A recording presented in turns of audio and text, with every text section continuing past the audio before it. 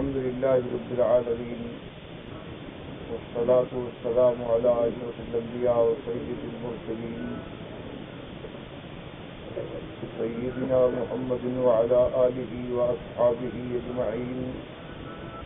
اللهم صل على محمد وعلى آل محمد كما صليت على إبراهيم وعلى آل إبراهيم في العالمين إنك حميد مجيد.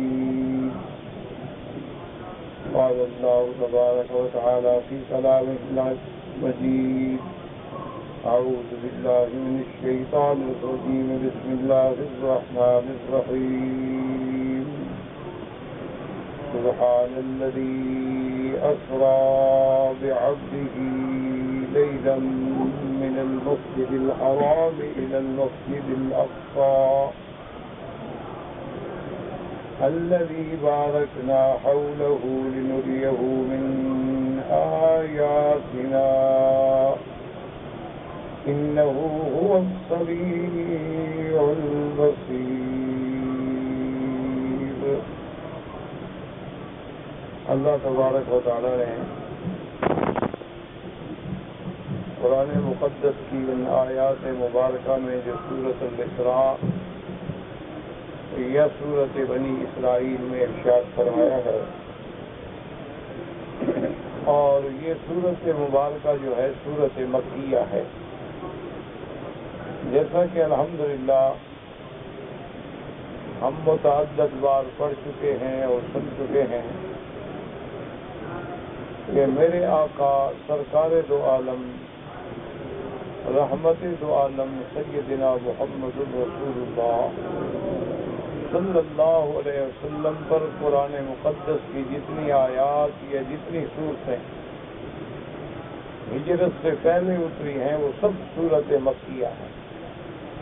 کیا ہے وہ کسی مقام پہ بھی اتری ہوں، اور جتنی آیات اور جتنی صورتیں ہجرت مدینہ منورہ کے بعد نازل ہوئی ہیں وہ سب صورتیں مدنیہ کہلاتی ہیں. اصل میں میرے محبوب کی حیات طیبہ جو ہے اس کو محدثین علماء مفسرین کرام نے دو حصوں میں تقسیم فرمایا ہے. ایک حضور کی زندگی ہے قبل الہجرت، اور ایک حضور کی حیات طیبہ ہے بعد الہجرت.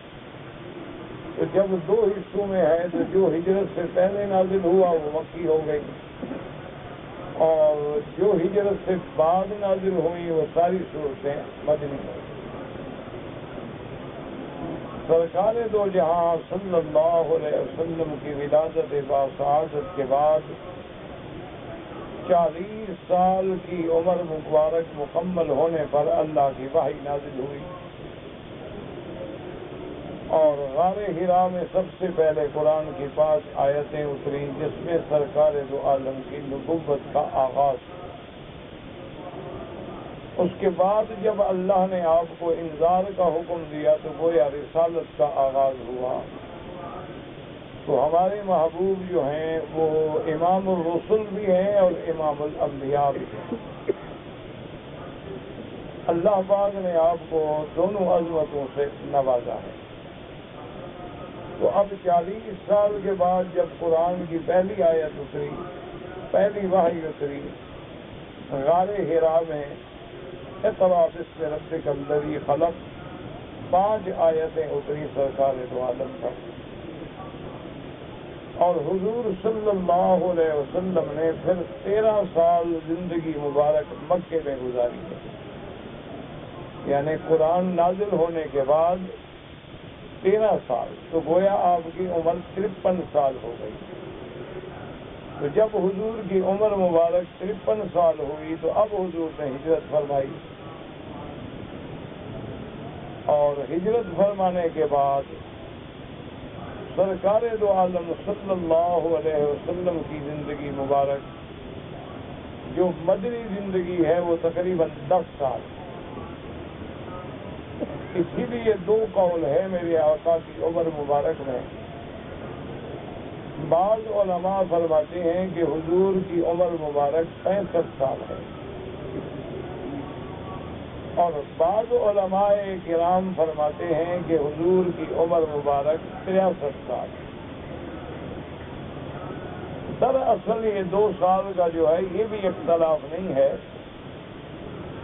صرف فرق اتنا ہے کہ چونکہ میرے محبوب کی پیدائش ربیع الاول میں ہے اور حضور کی وفات مبارک بھی ربیع الاول میں ہے، تو بعض عرب لوگ یہ کرتے ہیں کہ یہ درمیان سال کے جو مہینے ہیں وہ شمار ہی نہیں کرتے، یعنی گویا پہلا ربیع الاول جو تھا وہ بھی شمار نہ کیا اور آخری بھی شمار نہ کیا، تو 63 سال ہو گئے. اور بعض علماء نے پیدائش والے سال کو بھی پورا سال گنا اور وفات والے سال مبارک کو بھی پورا سال گنا، تو 65 سال ہو گئے. تو یہ اختلاف نہیں ہے، دراصل یہ بیان کرنے کی طریقہ ہوتا ہے کہ بہت سارے لوگ جو ہیں وہ پورا سال گنتے ہیں اور قصور چھوڑ دیتے ہیں. جیسے کوئی آدمی آپ سے پوچھے جی آپ کو مکہ مکرمہ میں کتنا عرصہ ہو گیا، آپ کہیں جی 10 سال 4 مہینے 12 دن، کا چھوڑو یار 10 سال ہو گئے، تو گویا اوپر والے 4 مہینے 10 دن وہ گنتے نہیں، ایک محاورہ ہے. تو اسی لیے بعض علماء نے حضور صلی اللہ علیہ وسلم کی پیدائش مبارک چونکہ ربیع الاول میں ہے، اور ربیع الاول میں آپ سمجھیں کہ محرم صفر اور ربیع الاول تیسرا مہینہ ہے، اور وفات مبارک بھی ربیع الاول میں ہے، وہ شمار ہی نہیں کیا. تو آپ کی عمر مبارک 63 سال یا 65 سال. اور اس میں آپ یہ بھی دیکھیں کہ قرآن مقدس کے نازل ہونے کے بعد 13 سال تک حضور صلی اللہ علیہ وسلم نے مکی زندگی میں صرف بنیادی مسائل کا ذکر کیا ہے، یعنی صرف مسئلہ توحید، اور توحید تمام اقسام کے ساتھ. کیا معنی؟ توحید الوہیت، توحید ربوبیت، توحید فی الاسماء والصفات. یہی ایک سب سے بڑی مشکل ہے ہمارے احباب میں، بھائیوں میں، کہ وہ لفظ توحید تو سمجھتے ہیں اور کہتے ہیں کہ ہم توحید مانتے ہیں، ہم موحد ہیں، لیکن ان کو توحید کی تعریف کا حقیقتاً پتہ ہی نہیں ہوتا. انہوں نے توحید کا معنی یہ سمجھا ہے کہ ہم اللہ کو مانتے ہیں، اللہ ہے، وحدہ لا شریک ہے، اللہ ہمارا خالق ہے، مالک ہے، رازق ہے، بس توحید ہے. یہ معنی نہیں ہوتا توحید کا. اصل جو ہے یہ تو توحید ربوبیت ہے کہ اللہ کو مانے، اللہ کو خالق مانے، مالک مانے، رازق مانے، آسمانوں اور زمینوں کے بنانے والا مانے. یہ توحید ربوبیت ہے، اور یہ توحید تو مکے والے کافر جو تھے وہ بھی مانتے تھے، یعنی مشرکین مکہ جو ہیں وہ بھی مانتے تھے کہ خالق کون ہے؟ اللہ ہے. آسمانوں اور زمینوں کے پیدا کرنے والا کون ہے؟ اللہ ہے. یہ گھر کیا ہے؟ بیت اللہ ہے. باقاعدہ حج کرتے تھے، طواف کرتے تھے. یہ توحید تو وہ بھی مانتے تھے. اس توحید سے مسئلہ حل نہیں ہوتا. اصل توحید توحید الوہیت ہے کہ اللہ کی الوہیت کا اقرار کرے کہ معبود برحق جو ہے وہ اللہ ہے، اور جمیع انواع عبادات جو ہیں وہ صرف اللہ کے لیے ہیں. جب تک یہ توحید نہ آئے یا یہ توحید کو نہ سمجھے یا اس توحید کو نہ مانے تو آدمی مسلمان نہیں ہو سکتا. تمام عبادات صرف اللہ کے لیے ہیں. کیا مانا کہ دعا مانگنا عبادت ہے، تو اب اگر اللہ کے سوا کسی غیر سے دعا مانگے گا کافر ہو جائے گا. تمام عبادات اللہ کے لیے ہیں. طواف عبادت ہے، اگر قبر کا کرے گا کافر ہو جائے گا. تمام عبادات اللہ کے لیے ہیں. رکوع سجدہ عبادت ہے، اگر قبر پہ یا کسی زندہ پہ یا مردہ پہ سجدہ کرے گا کافر ہو جائے گا، کیونکہ اس نے توحید الوہیت کو توڑا ہے. منت ماننا، نظر دینا، نیاز دینا، خیرات کرنا، قربانی کرنا، یہ سب عبادت ہے. تو جب اللہ کے سوا کسی غیر کی منت مانے گا کافر ہو جائے گا. اللہ کے سوا کسی غیر کے نام پہ ذبح کرے گا کافر ہو جائے گا. اسی کو میرے محبوب نے فرمان خداوندی سے سمجھایا، ان صلاتی و نسکی و محیای و مماتی للہ رب العالمین۔ اللہ نے فرمایا میرے محبوب اپنی امت کو بتلا دو کہ میری تمام عبادات بدنیہ، میری تمام عبادات مالیہ، میری قربانی، میری زندگی، میری موت صرف اللہ کے لیے ہے، لا شریک لہ وبذالک امرت۔ تو اس لیے حضور پاک نے 13 سال امت کو صرف مسئلہ توحید سمجھایا ہے۔ اور اسی لیے آپ دیکھیں کہ جب تک حضور کی مکی زندگی ہے، نہ نماز کے مسائل ہیں، نہ روزے کے مسائل ہیں، نہ حج کے مسائل ہیں، نہ نکاح و طلاق کے مسائل ہیں، کوئی شریعت کا مسئلہ ہے ہی نہیں ماں سوائے توحید کے۔ 13 سال میرے محبوب نے صرف توحید کا سبق پڑھایا اور کفار و مشرکین کے مقابلہ کیا، کفار و مشرکین کے توہمات اور شبہات کا رد فرمایا، اللہ تبارک و تعالیٰ کی عبادت حقہ کو ثابت فرمایا، غیر اللہ کی عبادت سے لوگوں کو چھڑایا۔ 13 سالہ محنت جو ہے میرے محبوب کی صرف توحید ہے۔ اب جب حضور مدینہ منورہ تشریف لے گئے تو 10 سال میں ساری شریعت نازل ہوئی۔ 10 سال میں اب نمازیں بھی مدینے میں، جمعہ مبارک کی ابتدا بھی مدینے میں، جہاد کا حکم بھی مدینے میں، نکاح و طلاق کے احکام بھی مدینے میں، صیام روزے اور حج کے احکام بھی مدینے میں، قربانی کے احکام بھی مدینے میں، اور اسی طرح حدود اللہ کا قیام، یعنی چور کی حد کیا ہے اور زانی کی حد کیا ہے اور شرابی کی حد کیا ہے اور مفسدین اور مفتنین فی الارض کی حد کیا ہے، سارے احکام مدینے میں آئے۔ یعنی 13 سال میں صرف توحید اور 10 سال میں پوری شریعت محمدی صلی اللہ علیہ وسلم۔ تو اتنی بڑی عظیم الشان یہ مسئلہ ہے۔ تو آج ہم جس سورت کی ابتدا کر رہے ہیں، اس سورت کا نام اسراء بھی ہے اور اس سورت کا نام سورت بنی اسرائیل بھی ہے۔ اس سورت مبارک کے ابتدائی آیات میں جو سب سے عظیم الشان معجزہ ہے میرے مدنی محمد مصطفیٰ کا، رحمت دو عالم کا اور ہمارا ایمان ہے، ہمارا یہ عقیدہ ہے، اللہ نے ہر پیغمبر کو معجزے دیے ہیں،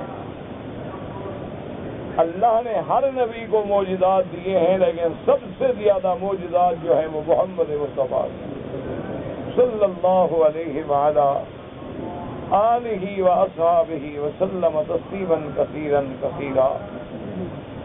اور اسی طرح آپ یہ دیکھیں کہ معجزات تو سیدنا ابراہیم کو بھی ملے کہ آگ میں زندہ ڈالے گئے اور بالکل اللہ نے حفاظت فرمائی، معجزہ ہے۔ معجزات تو حضرت موسیٰ علیہ السلام کو بھی ملے کہ ایک لکڑی سے آپ نے فرعون اور فرعون کے لشکروں کو شکست دے دی، لیکن وہ دور گزر گیا تو معجزہ بھی ختم ہو گیا۔ آج اگر قرآن پاک میں حضرت موسیٰ علیہ السلام کے معجزات کا ذکر نہ ہوتا تو ہمیں پتہ بھی نہ ہوتا، حضرت عیسیٰ علیہ السلام کے معجزات کا ذکر نہ ہوتا تو ہمیں پتہ بھی نہ چلتا، لیکن میرے مدنی کی نبوت بھی قیامت تک اور میرے مدنی کا معجزہ بھی قیامت تک، یعنی نہ تو میرے حضور کی نبوت ختم ہوگی اور نہ میرے محبوب کا معجزہ ختم ہوگا، کیونکہ قیامت تک کوئی نبی نہیں ہے، لا نبی بعدہ ولا رسول بعدہ، اور اسی لیے اب معجزات کا کوئی سوال ہی پیدا نہیں ہوتا۔ اور آج کل ایک عجیب رواج بن گیا ہے، بڑے بڑے صاحب قلم، بڑے بڑے ادیب لوگ، بہت بڑے بڑے کالم نویس اور کالم نگار جو ہیں، وہ بھی اپنی عبارتوں میں لکھتے ہیں کہ جی حالات تو بڑے خراب ہیں، شاید کوئی معجزہ ہو جائے۔ بھئی معجزہ تو نبی کے ہاتھ پہ ہونا ہے، جب نبی نہیں تو معجزہ کیسے ہو جائے؟ تو اس لفظ کا استعمال جو ہے وہ غیر نبی کے لیے جائز ہی نہیں ہے۔ ہمیشہ یاد رکھیں کہ معجزے کا تعلق جو ہے وہ نبی سے ہے، اور کرامت کا تعلق جو ہے وہ اللہ کے اولیاء سے ہے۔ اور معجزے کا معنی کیا ہوتا ہے کہ ایک ایسا کام، ایسا خرق عادت جس کو ساری دنیا کرنے سے عاجز ہو اور وہ اللہ نبی کے ہاتھ میں ظاہر کر دے، اس کو کہتے ہیں معجزہ۔ اسی طرح کرامت کا معنی یہ ہے کہ امر خارق عادت ہو اور اللہ تبارک و تعالیٰ اپنے کسی ولی کے ہاتھ پہ ظاہر کر دیں تو اس کو کہتے ہیں کرامت۔ تو الحمدللہ ثم الحمدللہ ہم معجزات انبیاء کے بھی قائل ہیں، اور معجزات کے منکرین کو ہم کافر تصور کرتے ہیں۔ اسی طرح ہم اولیاء اللہ کی کرامات کے بھی قائل ہیں، اور کرامات کے منکر کو ہم کافر سمجھتے ہیں۔ یہ علماء اہل سنت والجماعت کے عقیدے کا مسئلہ ہے کہ معجزات انبیاء جو ہیں وہ حق ہیں، اور کرامات اولیاء جو ہے وہ حق ہے۔ لیکن اس میں ایک بات ہمیشہ یاد رکھیں کہ نہ تو معجزہ نبی کے اپنے ہاتھ میں ہوتا ہے اور نہ کرامت ولی کے اپنے ہاتھ میں ہوتی ہے۔ ایک بات ہمیشہ کے لیے دماغ میں رکھ لیں، یہی وہ دھوکہ لگتا ہے لوگوں کو۔ مثلا اللہ نے کسی بزرگ کی کرامت کے طور پہ اس کی دعا منظور کر لیا، اس کی بات کو مان لیا۔ مثلا کوئی بندہ کسی اللہ والے کی خدمت میں گیا، اس نے کہا کہ جی دعا کریں اللہ مجھے بچہ، اس نے کہا بس آپ کو بچہ مل گیا، تو اللہ نے سچا کر دیا۔ اب لوگوں نے یہ سمجھ لیا کہ بزرگ کے ہاتھ میں ہے جب بچہ دے دے۔ یہ وہ بنیادی دھوکہ ہے جو لوگوں کے دماغ میں لگتا ہے کہ جب وہ اولیاء اللہ کی کرامتوں کو پڑھتے ہیں، جب وہ اولیاء اللہ کے واقعات کو پڑھتے ہیں، جب وہ اولیاء اللہ کے کشف کو پڑھتے ہیں، جب وہ اولیاء اللہ کے احوال میں ایسے ایسے واقعات دیکھتے ہیں کہ ڈوبتا بچ گیا اور مرتا ہوا بچ گیا، لا ولد صاحب اولاد ہو گیا، ایک بے روزگار تھا روزگار مل گئی، ایک آدمی پہ مشکلات تھی مشکلات حل ہو گئیں، تو انہوں نے یہ سمجھ لیا کہ یہ سب بزرگوں کے ہاتھ میں ہے، یہ سب اولیاء اللہ کے ہاتھ میں ہے، لہذا وہ مشکل کشا بھی ہیں، حاجت روا بھی ہیں، اور اولاد بھی دے سکتے ہیں، نفع بھی دے سکتے ہیں، نقصان بھی دے سکتے ہیں۔ اور عقیدے کو بچانے کے لیے فرق یہ کیا کہ اصل اختیار تو اللہ کے پاس ہے، لیکن اللہ نے اب ان کو دے دیا ہے، تو لہذا ان کا اختیار ذاتی تو نہیں ہے، لیکن عطا یہ ہے کہ اللہ نے اپنے اولیاء کو یہ اختیارات عطا کر دیے ہیں۔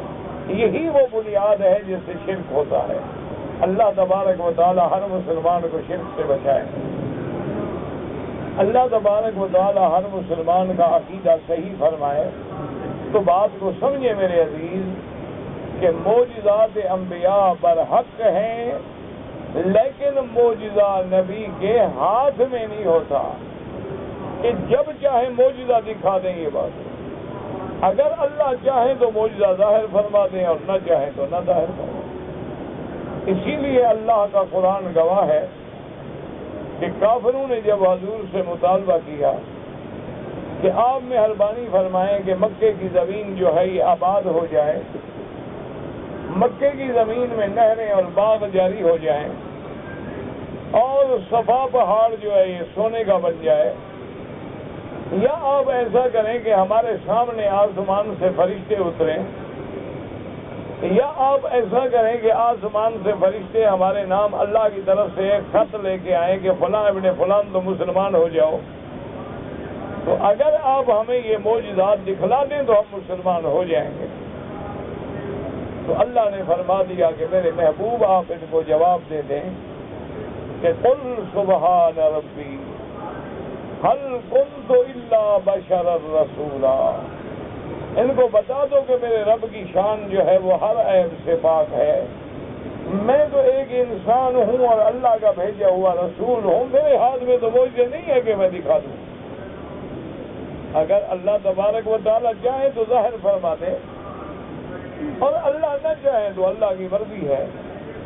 اسی لیے سارے قرآن پہ آپ غور کریں گے، اللہ آپ کو اور مجھے قرآن کے پڑھنے کی، پڑھانے کی، تدبر کی، تفکر کی، فہم کی، تعلیم کی، تعلم کی توفیق عطا فرمائیں۔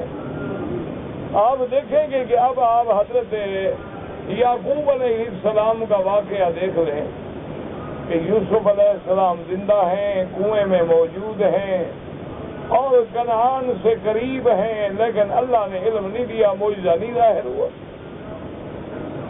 ورنہ یعقوب علیہ السلام کو اگر پتہ لگ جاتا کہ میرا محبوب بیٹا فلاں کنویں میں ہے تو خاموش ہو کے بیٹھے رہتے، اللہ نے علم نہیں دیا۔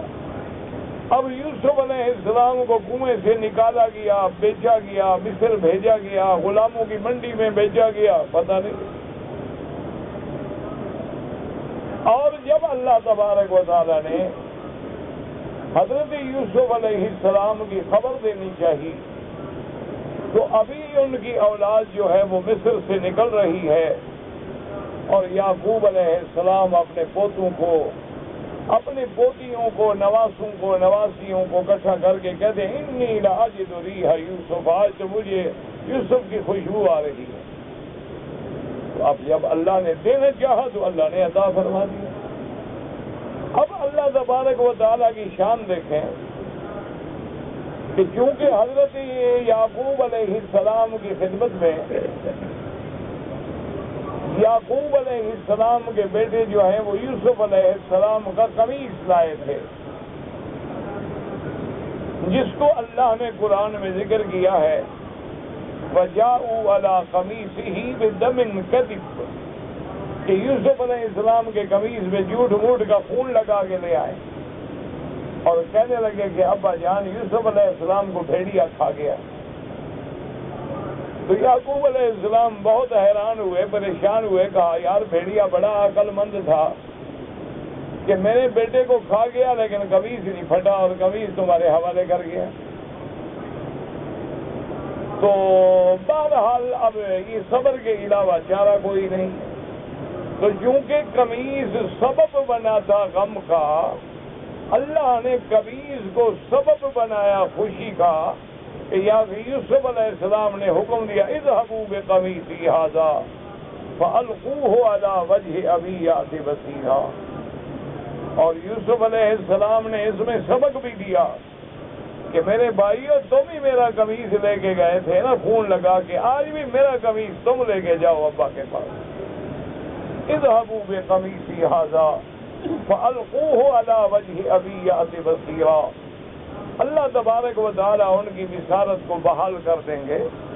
تو دراصل یہ معجزات ہیں۔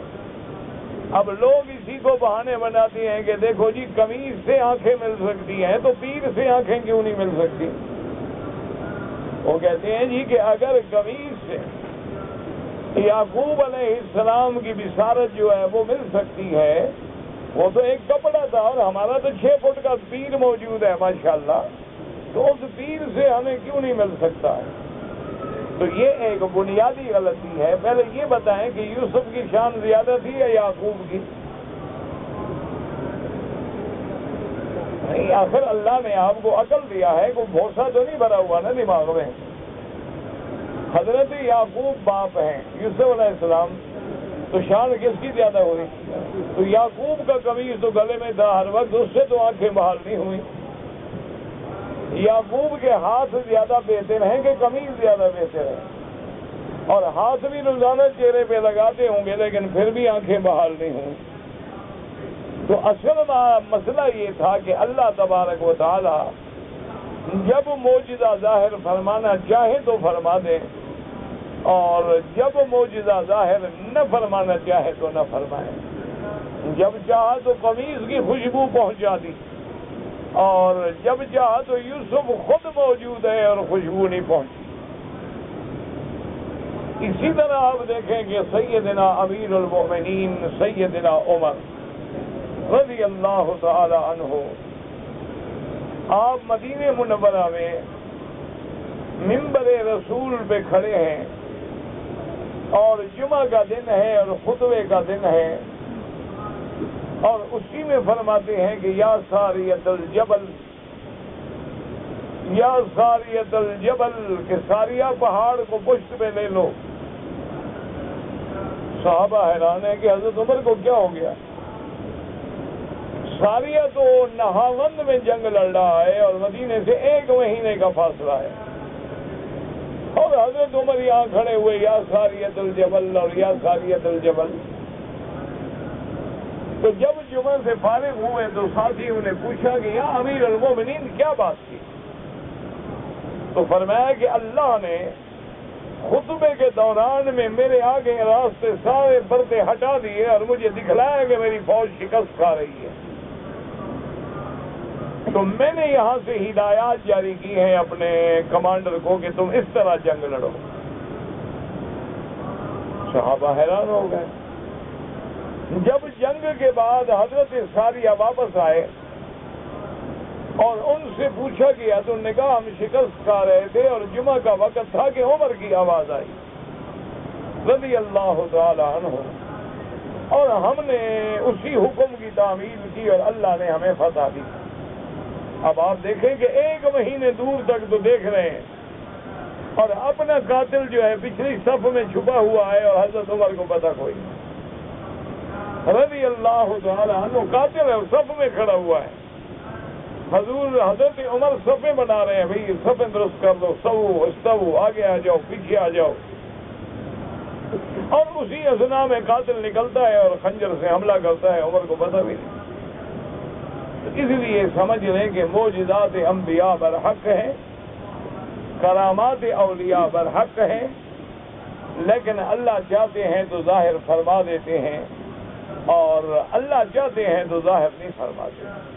کتنے اولیاء اللہ ہیں جن کی زندگیاں جیل میں گزر گئیں، کتنی اولیاء اللہ ہیں جن کی زندگیاں تکلیفوں میں مصیبتوں میں گزر گئیں، کتنی اولیاء اللہ ہیں جن کی زندگیاں بیماریوں میں گزر گئیں، لیکن کرامت ظاہر نہیں ہوئی کہ ٹھیک ہو جائے، اور کتنے ایسے واقعات ہیں کہ انہوں نے دعا کی، ہاتھ پھیرا اور مریض ٹھیک ہو گیا۔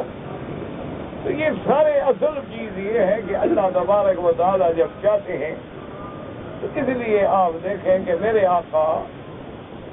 آقائے دو جہاں سیدنا محمد رسول اللہ صلی اللہ علیہ وسلم کے معجزات برحق ہیں، اور جو لوگ منکرین معجزات ہیں یا معجزات میں بلا وجہ تعویلات کر کے گھٹانا چاہتے ہیں وہ اسلام سے خارج ہو جاتے ہیں۔ تو آج جو ہم نے سبق تلاوت کیا ہے اس سورت مبارک میں قصہ اسراء ہے، اور اسراء کے بعد معراج ہے، لیکن اسراء کا ذکر جو ہے وہ تو اس سورت مبارک میں ہے، اور معراج کا ذکر جو ہے وہ سورت النجم میں ہے، اور معراج کا ذکر جو ہے وہ احادیث مبارکہ میں ہے، اور وہ احادیث جو ہیں صحیحہ ہیں، متواترہ ہیں، تواتر کے اس درجے کو پہنچی ہیں کہ جن کا انکار کفر ہے۔ تو حضور کا اسراء بھی برحق اور معراج بھی برحق۔ تو اسراء جو ہے یہ پہلا حصہ ہے حضور کے سفر مبارک کا، اور اسراء جو ہے یہ مسجد الحرام سے مسجد الاقصی تک ہے، اور معراج جو ہے وہ آسمانوں کا معراج ہے۔ معراج کا لفظ بھی عروج سے ہوتا ہے کہ اللہ تبارک و تعالی نے اپنے حبیب سیدنا محمد الرسول اللہ صلی اللہ علیہ وسلم کو اسراء اور معراج کرایا۔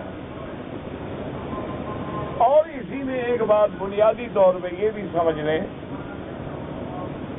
کہ علماء اہل سنت والجماعت کا اور جمہور امت کا صحابہ سے لے کر آج تک الحمدللہ یہ عقیدہ ہے کہ حضور کا اسراء جو ہے وہ بھی جسمانی ہے اور معراج جو ہے وہ بھی جسمانی ہے۔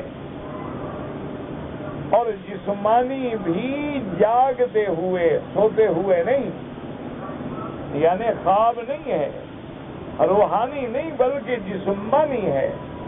اسراء بھی جسمانی ہے اور معراج بھی جسمانی ہے۔ وہ بعض صحابہ نے جیسے بی بی عائشہ نے انکار کیا رضی اللہ تعالی عنہا۔ بی بی عائشہ فرماتی ہیں کہ حضور کا معراج مبارک جو ہے وہ جسمانی نہیں ہے۔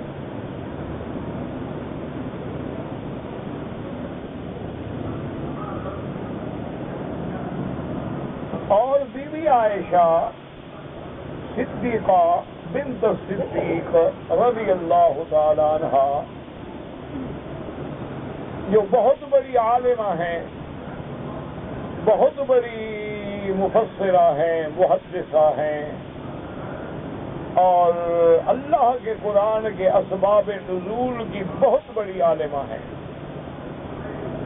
بی بی عائشہ فرماتی ہیں، ان کی دلیل مبارک یہ ہے، وہ کہتی ہیں کہ میں نے ایک لمحے کے لیے بھی حضور کو اپنے بستر مبارک سے جدا نہیں پایا،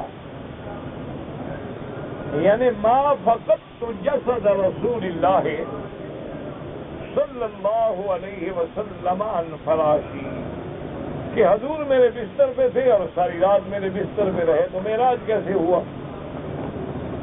ایک تو بی بی عائشہ ام حبیبہ کے بھائی ہیں، اور جن کے لیے میرے محبوب نے دعا مانگی تھی، اللہم اجعلہ ہادیا مہدیا، تو وہ بھی فرماتے ہیں کہ حضور کا معراج تو ہے لیکن روحانی ہے، یعنی معراج مبارک جو ہے وہ جسمانی نہیں۔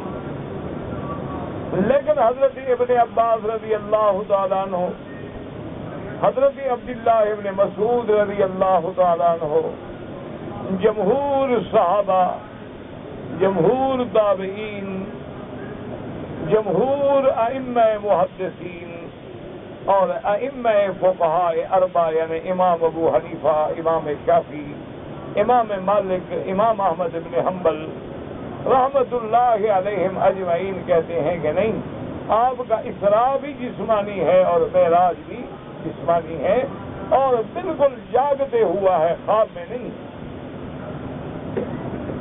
بہرحال تو اب بی بی عائشہ کا ایک بڑا مقام ہے، تو ان کی بات کو غلط نہیں کہا جا سکتا، لیکن اصل میں محدثین پہ اللہ کروڑوں رحمتیں کرے، اللہ علماء امت پہ کروڑوں رحمتیں کریں، انہوں نے مسئلہ حل کر دیا۔ انہوں نے کہا بھی جھگڑے کی بات ہی نہیں، دونوں صحابہ سچے ہیں، جو صحابہ معراج جسمانی کے قائل ہیں وہ بھی سچے ہیں، اور جو بھی عائشہ معراج روحانی کی قائل ہے وہ بھی سچی ہے۔ تو اب مسئلہ پیدا ہوتا ہے کہ دونوں کیسے سچے ہیں؟ تو انہوں نے بتلایا کہ بات سمجھیں کہ بی بی عائشہ رضی اللہ تعالی عنہ فرماتی ہیں کہ حضور میرے بستر سے جدا نہیں ہوئے، تو بی بی عائشہ کی تو شادی مدینے میں ہوئی ہے اور معراج تو مکے میں ہوا ہے، حضور اس کے بستر پہ تھے ہی نہیں۔ بات سمجھ آئی کہ نہیں سمجھ؟ تو بی بی عائشہ تو حضور کے گھر میں نہیں آئی، بی بی عائشہ کی شادی جو ہے وہ مدینہ منورہ میں ہے، اور معراج جو ہے وہ ہجرت سے 1 سال پہلے ہوا ہے اور مکے میں ہوا ہے۔ تو بی بی عائشہ تو ٹھیک کہہ رہی ہے بیچاری۔ اچھا، حضرت معاویہ کی جہاں تک بات ہے، تو حضرت معاویہ اسلام فتح مکہ کے بعد لائے ہیں، یعنی ہجرت کے بھی 10 سال بعد۔ وہ تو اس واقعے میں مسلمان ہی نہیں تھے، تو ان کو معراج کے واقعے کا پتہ کیسے ہو سکتا ہے؟ تو اس لیے انہوں نے کہا اصل بات یہ ہے کہ بی بی عائشہ جس معراج کا ذکر کر رہی ہیں وہ حضور کا کوئی اور روحانی معراج ہے، اور حضرت معاویہ جو ذکر کر رہے ہیں وہ حضور کا اور معراج ہے روحانی، لیکن جو اصل معراج ہے ہجرت سے پہلے ہوا ہے وہ معراج جسمانی ہے، اور اسراء جو ہے وہ بھی جسمانی ہے۔ اور اس سے آپ حیران ہوں گے کہ دیکھیں کہ سب سے بڑی شہادت جو ہے، دیکھو نا جی، آج اگر ہم حضور کے نام پہ درود پڑھیں تو کوئی بڑی بات نہیں، بھئی بھائی ہم تو مسلمان ہیں نا، درود نہیں پڑھیں گے تو محروم ہو جائیں گے. اگر ہم حضور کی شان میں درود نہیں پڑھیں گے تو ہم خود بدبخت بن جائیں گے، ہم خود شقی ہو جائیں گے. ہمارے لیے تو ہمارے محبوب اور ہمارا سب سے پیاری شخصیت اللہ کی ذات کے بعد اگر کوئی ہے تو محمد رسول اللہ ہے. لیکن کمال تو یہ ہوتا ہے کہ دشمن بھی مانے. یعنی آپ حیران ہوں گے کہ کافروں نے، عیسائیوں نے، یہودیوں نے، ہندوؤں نے سیرت محمد مصطفیٰ صلی اللہ علیہ وسلم پہ کتابیں لکھی ہیں. یعنی آپ حیران ہوں گے کہ وہ ہندو ہیں. کے گابا ہندو تھا، بہت بڑا وکیل تھا جس نے حضور کی شان پہ کتاب لکھ دی، اور اللہ نے پھر اس کو مسلمان بھی کر دیا. اسی طرح ایک بھگت داس تھا، اس نے حضور کی شان میں ایسی باتیں لکھی ہیں کہ جہاں ہمارے دماغ بھی نہیں پہنچ سکتے. اس نے ایسا ماشاءاللہ حضور کی سیرت کا خلاصہ پیش کیا ہے. اسی طرح بہت سارے مستشرقین ہیں، اسی طرح بہت سارے صہیونی ہیں. اس لیے اب دیکھیں کہ معراج کی گواہی جو ہے اللہ کی شان ہے، وہ بھی ایک مسلمان نے نہیں بلکہ غیر مسلمان نے دی. اور وہ شہادت یوں ہے کہ جب بادشاہ ہرقل نے، جو روم کا بادشاہ تھا، اس وقت دنیا میں جو بڑی طاقتیں تھیں، یہ دو طاقتیں تھیں، روم تھے اور فارس تھے. فارس کا بادشاہ کسرا کہلاتا تھا اور روم کا بادشاہ ہرقل کہلاتا تھا. مصر کا بادشاہ فرعون کہلاتا تھا اور حبشے کا بادشاہ نجاشی کہلاتا تھا. یہ لقب تھے بادشاہوں کے. یعنی مصر میں جو بھی تخت پہ پایا وہ فرعون ہو گیا، اور حبشے میں جو بھی تخت پہ بیٹھا وہ نجاشی کہلایا، اور فارس میں جو بیٹھا وہ کسرا کہلایا، اور روم پہ جو بیٹھا وہ ہرقل کہلایا. تو یہ ہرقل روم کا دور ہے. اور ابی سفیان رضی اللہ تعالیٰ عنہ فرماتے ہیں کہ زمانہ کفر کی بات ہے، میں ابھی مسلمان نہیں ہوا تھا. یعنی ابی سفیان ابھی اسلام نہیں لے آئے. زمانہ کفر کی بات ہے کہ ہم شام روم تجارت کے لیے گئے ہوئے تھے. انہی زمانے میں ہرقل کو حضور پاک کا خط مبارک ملا. میرے محبوب نے مدینہ منورہ سے خط لکھا ہرقل کو، یعنی روم کے بادشاہ کو حضور نے خط لکھا کہ اسلام لے آؤ. دعوت اسلام دی. اور اس کو جب حضور کا خط ملا تو اس نے بہت بڑا احترام کیا حضور کے خط کا، بڑا اکرام کیا، بڑا ادب سے خط وصول کیا، اور قاصد کو بڑے شان سے عزت کے ساتھ ٹھہرایا، مہمان بنایا. اور اس نے کہا کہ میں جواب دوں گا باقاعدہ خط کا، لیکن مجھے کچھ دن مہلت دیں کہ میں غور کروں. آخر بادشاہ تھے، اللہ جن کو کرسی دیتے ہیں تو عقل ہی دے دیتے ہیں. خدا جب حسن دیتا ہے نزاکت آ ہی جاتی ہے. تو ہرقل نے کہا کہ بھئی ہمارے ملک میں مکے کے لوگ آتے رہتے ہیں تجارت کے لیے، پتہ کرو کہ آج کل کوئی مکے کا وفد آیا ہوا ہے، کوئی تاجر آئے ہوئے ہیں. تو انہوں نے کہا کہ ہاں جی آیا، ایک بڑا پورا ایک تاجروں کا ایک گروپ ہے جو آیا ہے. انہوں نے کہا ان کو بلاؤ. تو بادشاہ نے جب ان تمام تاجروں کو اپنے محل میں، اپنے شاہی دربار میں بلایا تو پوچھا کہ ایکم اقرب نسبا الی رسول اللہ. ہرقل نے سوال کیا. اس نے کہا کہ مکے والوں تم سارے مکے سے ہیں؟ انہوں نے کہا ہاں جی مکے سے. انہوں نے کہا تم میں سب سے زیادہ خاندانی طور پہ، نسب کے طور پہ اس محمد عربی کے ساتھ کس کا رشتہ زیادہ ہے؟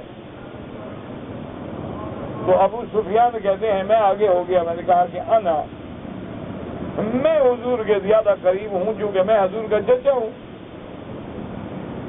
ابھی سفیان جو ہے عبد المطلب کے بیٹے ہیں. تو انہوں نے کہا جی میں تو حضور کا چچا ہوں، اس سے زیادہ قریب رشتہ کیا ہو سکتا ہے؟ تو انہوں نے کہا کہ اچھا بات یہ ہے کہ میں تم سے کچھ سوال کرنا چاہتا ہوں، میرے سوالات کا جواب دو۔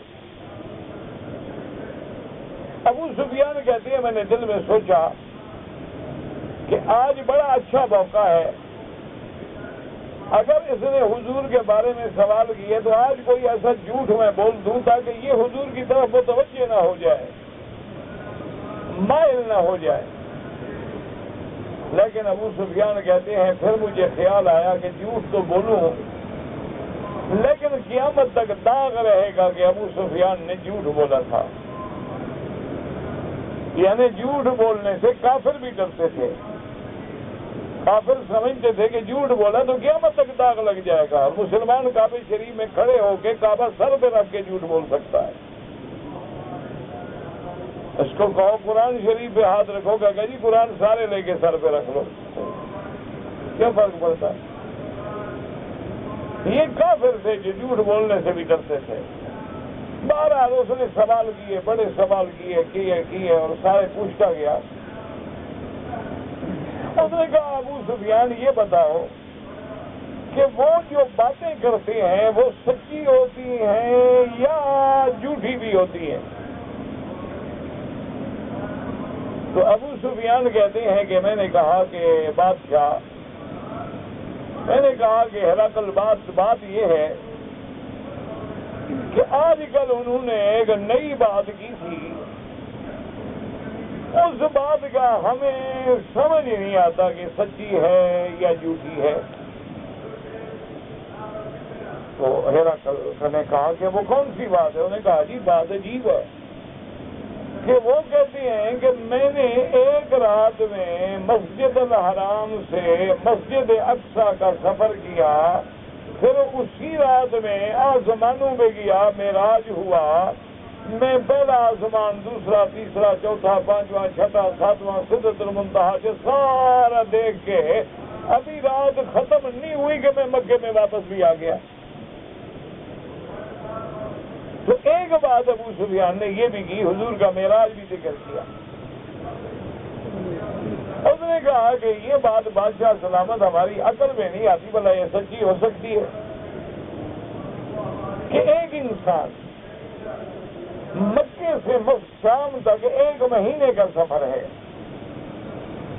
اور پھر آسمانوں کا جو سفر ہے وہ خود نبی فرماتے ہیں کہ 500 سال کا سفر ہے ایک آسمان کا، تو 7 آسمان کا معنی 3500 سال، تو 3500 سال کا سفر بھی کر لیا، یہ 1 مہینے والا سفر بھی کر لیا، ساری آیات نشانیاں بھی دیکھ لیں، اور رات بھی نہیں گزری آپ مکے میں بھی آ گئے، تو یہی بات کچھ ہمیں سمجھ نہیں آتی کہ پتہ نہیں سچی ہے کہ پتہ نہیں جھوٹی ہے۔ بادشاہ نے ابھی جواب نہیں دیا تھا کہ بادشاہ کی دربار میں ایک عالم بیٹھا تھا۔ اس نے کہا ہرقل تم جواب نہ دینا، پہلے میری بات سن لو۔ بادشاہ کی دربار میں، اور وہ عیسائی ہے، ہرقل جو ہے وہ عیسائی ہے، نصرانی تھا، اور وہ عالم جو ہے وہ بھی نصرانی ہے، عیسائی ہے، مسلمان تو کوئی بھی نہیں۔ اس نے کہا کہ ہرقل ٹھہر جاؤ، جلدی جواب نہ دینا، پہلے میری بات سن لو۔ معلوم یہ ہوتا ہے کہ یہ واقعہ سچا ہے۔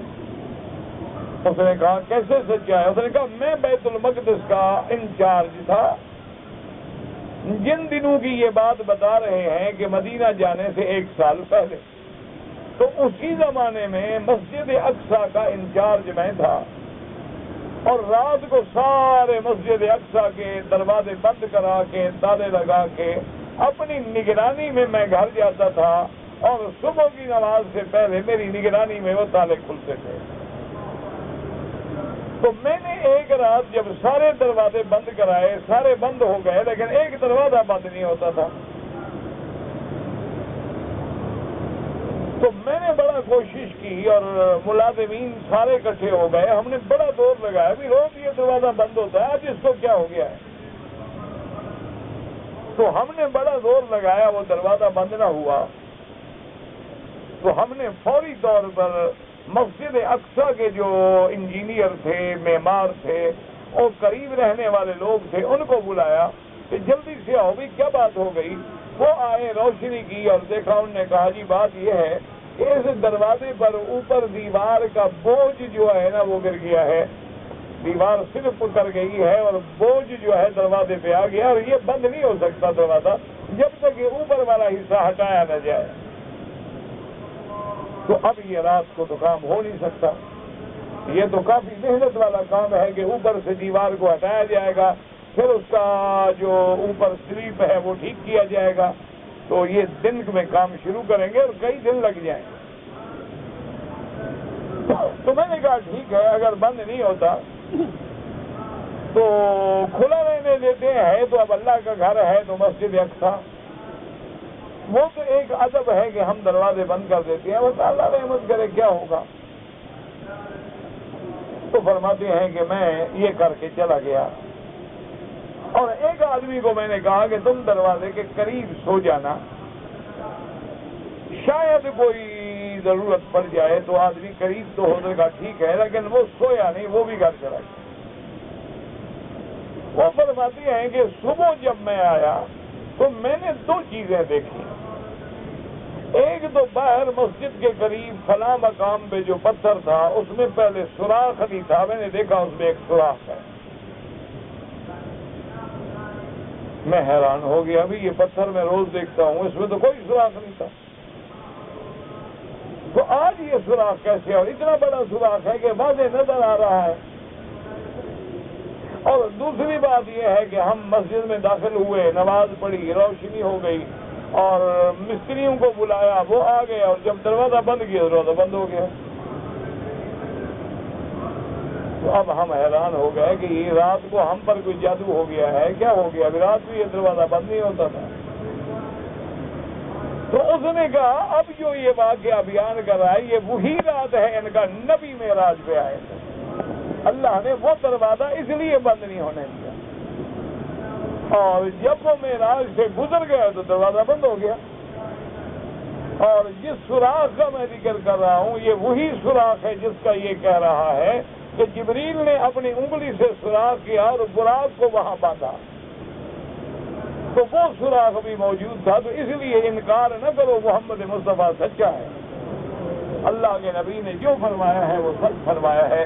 تو اس آیات مبارکہ میں اللہ تبارک و تعالیٰ نے سرکار دو عالم کے اسراء اور معراج کا واقعہ بیان، اس میں اسراء کا ذکر ہے جس کو اللہ نے فرمایا سبحان الذی اسری بعبدہ لیلا من المسجد الحرام الی المسجد الاقصی۔ زندگی باقی تو بات باقی، آپ بھی دعا کریں اللہ آپ کی بھی ہماری بھی سب بیماریاں پریشانیاں سب دور کروائیں۔ بھائی میرے عزیز، تمام مجاہدین جو بھی جہاں اللہ کے لیے جہاد کریں اللہ ان کی نصرت فرمائے۔ کہتے جی کہ حضور پاک نے اپنی آخری زندگی میں کون سی فقہ پہ عمل کیا؟ فقہ حضور کی بات سے بنتی ہے یا حضور کسی فقہ کے تابع ہوتے ہیں؟ خدا کا خوف تو کرو، کوئی اللہ سے ڈرا بھی تو کرو نا۔ فقہ کا معنی ہے حضور کی بات کا سمجھنا، اور جٹ لکھنے والے کا مغز جو ہے اس کا مقصد ہے نہ سمجھنا، تو اس کے لیے دعا کی جا سکتی ہے کہ اللہ ہدایت دے۔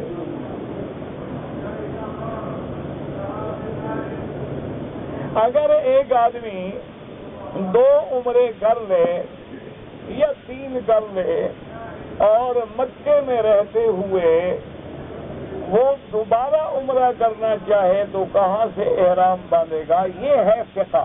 اب ہمیں ضرورت پڑے گی کہ ہم مسئلہ سمجھیں۔ کیسے سمجھیں؟ تو حدیث مبارک میں تو لفظ ہے کہ اہل مکہ من مکہ، کہ مکے والے مکے سے احرام باندھیں۔ اسی لیے جو فقہ کے خلاف تھے انہوں نے یہی سمجھ لیا کہ گھر سے ہوٹل سے احرام باندھ کے عمرہ کر لو، اور جو فقہ کو مانتے تھے انہوں نے کہا کہ حضور جب بی بی عائشہ نے کہا کہ یا رسول اللہ صلی اللہ علیہ وسلم میں عمرے نہیں کر سکی ایام حج سے پہلے کہ مجھے ایام تھے حیض تھا، اب میں عمرہ کرنا چاہتی ہوں تو حضور پاک نے فرمایا کہ اپنے بھائی کو لے کے جاؤ اور جا کے تنعیم سے احرام باندھو. حالانکہ حضور اس وقت مکے میں موجود تھے, حضور معابدہ میں موجود تھے. اگر مکے سے احرام کی اجازت ہوتی تو اپنی بیوی کو باہر کیوں بھیجتے؟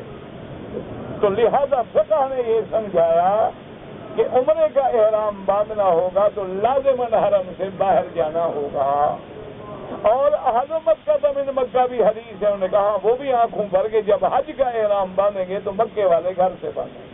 تو اب دونوں حدیثوں پہ عمل ہو گیا. یہ فقہ کا کام کہ فقیہ یہ کہتا ہے کہ تاکہ حضور کی کوئی حدیث نہ رہ جائے, سرکار دو عالم کے ہر فرمان پہ عمل ہو جائے, اسی کا نام فقہ ہے. اور اللہ آپ کو بھی اور مجھے بھی سمجھ نصیب فرمائے. اگر ایک عورت ہے, اس سے میرے باپ نے شادی کیا ہے, تو اب میں اس کی بیٹی سے شادی کرنا چاہتا, اچھی بات ہو گئی, وہ تمہاری کیا بن جائے گی. لیکن اگر وہ کسی اور شوہر سے ہے تو اجنبی ہے. لیکن جب باپ کا نکاح ہو جائے تو بہتر نہیں. اگر آدمی کے پاس جلدی ہو اور پانی نہ ہو تو یمم کر لے, نماز پڑھ لے. اگر غسل کرنا ہے اور پانی نہیں ہے تو یمم کر لے. اگر ایک عورت نے حیض کی حالت میں احرام باندھا ہے میقات سے, مکے میں آ گئی ہے, تو اب وہ عمرہ کرنا چاہتی ہے تو کیا کرے؟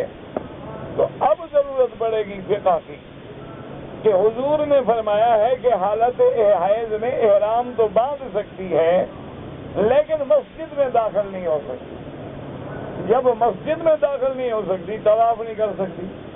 جب طواف نہیں کر سکتی تو صفا مروہ نہیں دوڑ سکتی. تو معنی یہ ہے کہ انتظار کرے, جب پاک ہو جائے تو عمرہ پورا کرے.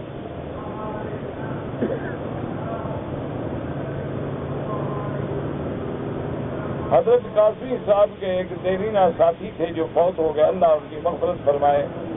اور جتنے فوت ہو گئے اللہ سب کی قبروں کو باغ جنت بنائے. اور دعا کریں کہ جو بیمار ہیں, مرد ہیں, عورتیں ہیں, بچے ہیں, اللہ ان کو شفا کاملہ عطا فرمائے. اور اللہ ہماری بھی ظاہری باطنی بیماریاں دور فرمائے.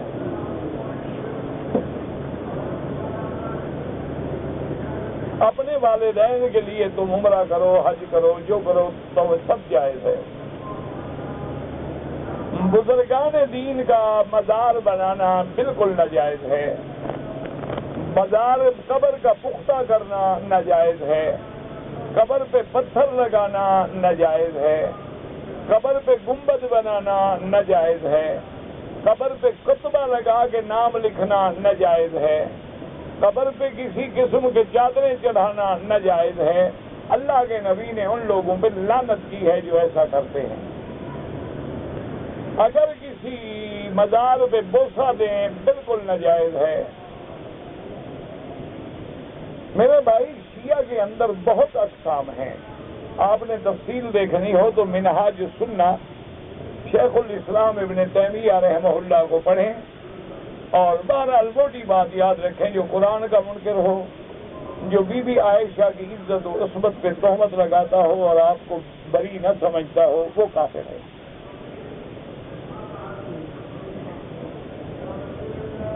کہتے جی حجر اسود کو بوسہ دیتے ہوئے عورتیں ٹچ ہو جاتی ہیں تو آپ بوسہ نہ دیں. بوسہ دینا سنت ہے اور عورت کو بدن لگنا حرام ہے. ایسے ثواب کا کیا فائدہ جو حرام کما کے کیا جائے. اگر ہمیں عمرے یا حج میں غلطی ہو, جو دم دینا ہے وہ حدود حرم میں دینا ہوگا, یعنی مکے میں دینا ہوگا, دوسرے ملک میں نہیں. میں نے سنا ہے کہ مکے کی چابی ابو سفیان کے پاس نہیں تھی, وہ سردار تھا, یہ ہمیشہ بنو شیبہ کے پاس تھی. حضرت آدم سے لے کر حضور تک سب انبیاء نے حج کیا. تم اپنے حج کا فکر کرو, تمہیں نبیوں کے حج کی کیا فکر ہے؟ اگر انہوں نے نہ کیا ہو تمہیں کیا تکلیف ہے؟ ویسے سب نے کیا. اگر لوگ قرآن پاک حرم میں بیٹھ کے پڑھیں گے تو ان کو بھی انشاءاللہ ایک حرف پہ اللہ 1,00,000 نیکی عطا فرمائیں گے۔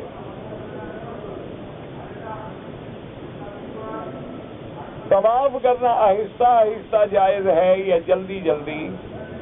بہرحال اعتدال ہو، نہ اتنا آہستہ چلیں کہ بھئی زمین ہلے تم نہ ہلو، اور نہ اتنا دوڑ کے چلو کہ کسی کو ہاتھ، کسی کو ٹکر، کسی کو پاؤں، کسی کو، یہ بھی ناجائز ہے۔ اعتدال سے چلو جیسے آدمی درمیانی چال چلتا ہے۔ زمزم کو چائے بنانے کے لیے استعمال کر سکتے ہیں، بالکل کر سکتے ہیں۔ اگر حاجی کو گرمی لگ سکتی ہے، زمزم بھی لگ جائے گی، کچھ نہیں ہوگا۔ ما من مسلم یسلم علی الا رد اللہ علی روحی فارده علیہ السلام، یہ حدیث صحیح ہے، ابو داؤد میں ہے، اور تمام انبیاء، اللہ کے تمام نبی جو ہیں وہ زندہ ہوتے ہیں۔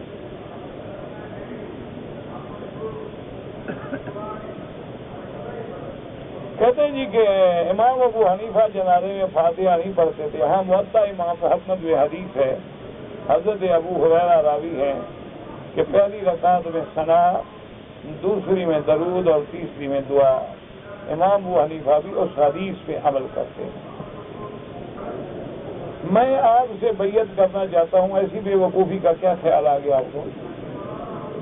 بیعت کسی پیر کی کرو، میرے جیسے گندے آدمی کی بیعت کا کیا مطلب؟ میں گناہگار، بد کردار، فاسق آدمی ہوں۔ یہ تو اللہ کی مرضی ہے، اس کی رحمت ہے، اور آپ کی دعائیں ہیں کہ اللہ اپنے دین کا کام دے رہے ہیں۔ میں تو ابھی اپنے آپ کو مرید بننے کے قابل بھی نہیں سمجھتا، تو مجھے پیر بنانا چاہتے ہو؟ پھر تو کام ہو گیا۔ کوئی اچھا آدمی ڈھونڈو، اللہ والا ڈھونڈو، کو بزرگ تلاش کرو۔ میں تو یہ نہیں سمجھتا کہ میں خود بھی مرید بننے کے قابل ہوں کہ جائے کہ میں پیر بھی بن جاؤں۔ ایسے کام بڑا مزیدار ہے، لیکن مجھے آتا نہیں۔ اس سے اچھا بزنس دنیا میں کوئی نہیں، نہ ٹیکس لگتی ہے اس پہ، نہ انکم ٹیکس، نہ ویلتھ ٹیکس، نہ سیل ٹیکس، اور جو ٹیکس والا بات کرے